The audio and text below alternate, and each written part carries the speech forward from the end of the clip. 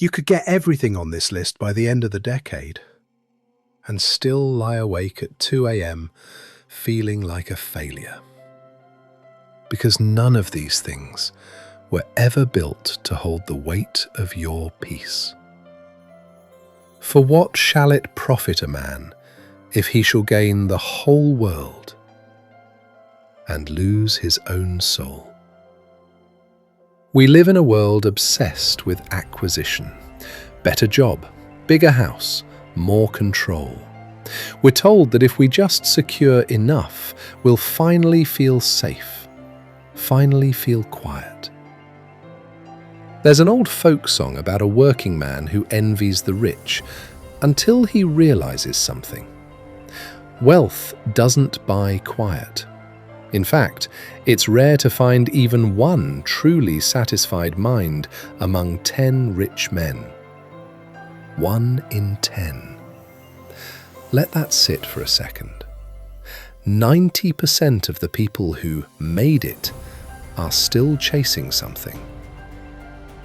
So why does peace seem to be the one thing money can't buy? Why is it the wealthy who often seem the most afraid? Because external abundance without internal discipline isn't freedom. It's a trap with better lighting. The more you own, the more things there are to own you. If you're terrified of losing it, it was never really yours. You belong to it. Seneca was one of the wealthiest men in the entire Roman Empire. He lived inside the machinery of absolute power and spent his nights writing warnings about the very luxury he possessed. No gain, however great, can compensate for the loss of peace of mind. Read that again. Not small gain, not some gain, however great. Seneca is telling you there is no number on a bank statement worth your sleep.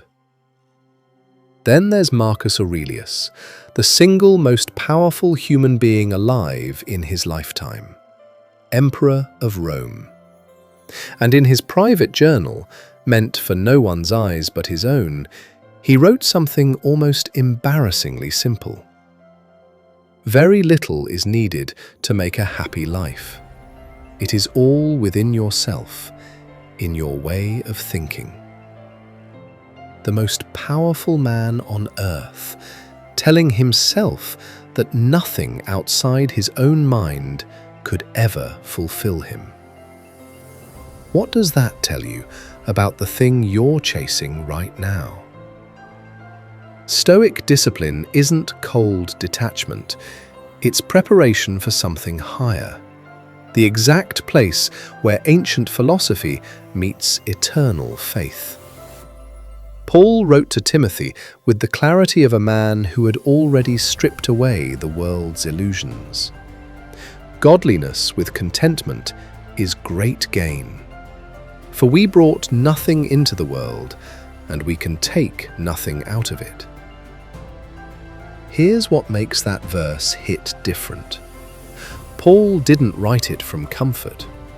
He wrote it from a Roman prison cell, chained, facing execution. Think about that contrast. The men who held the keys to his cell were free to walk anywhere in the empire and terrified of losing what they had. Paul was in chains and free. He put it plainly, "I know what it is to be in need, and I know what it is to have plenty. I have learned the secret of being content in any and every situation." Learned. Not born with it, not lucky enough to stumble into it. Learned. The same way you'd learn a skill, through repetition, through choosing it again on the hard days.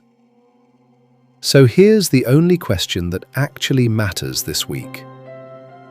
What are you building?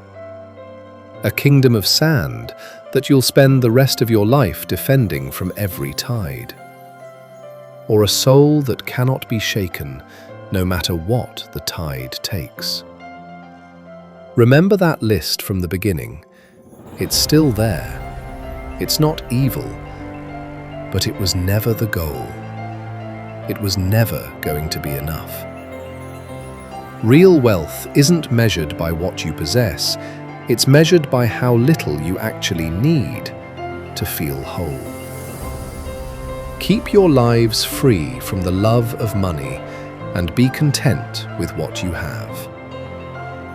Peace was never something you earn, it's something you surrender to. If this gave your mind even 1 minute of quiet, subscribe.